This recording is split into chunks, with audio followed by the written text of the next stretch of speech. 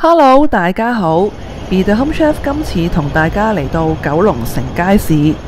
通常我落咗巴士之後，就會沿住侯王道行到嚟呢一個市政大廈。過咗馬路，喺地面嘅兩邊入口都會見到有唔同嘅海鮮魚檔同埋新鮮蔬菜賣。行前少少就見到呢一檔二聖號鮮魚。老闆因為已經年紀大，所以而家就交咗俾景哥打理。今次都係多得佢肯俾我拍低處理龍躉嘅過程。之前喺其他街市買過龍躉腩，通常都會用一啲電刨刨走啲魚皮上面嘅鱗，所以呢，好多時都會彈到周圍都係。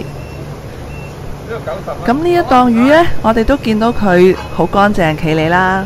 同埋呢，佢處理個龍躉腩嘅過程呢，係就咁用刀片走去成層嘅魚鱗，就唔會呢彈到我個身都有嘅，好乾淨利落咁樣呢，幾下就將嗰層鱗起咗出嚟啦。咁但係呢，嗰層皮嘅骨膠原呢，就仍然保留到嘅喎。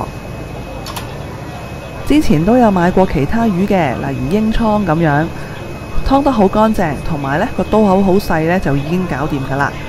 而家呢，就將件龍躉腩就切成一件件。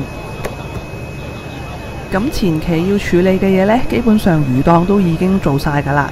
拎到返屋企呢，簡單可以好似酒家咁用嚟炒，或者走一走油整煲仔都得。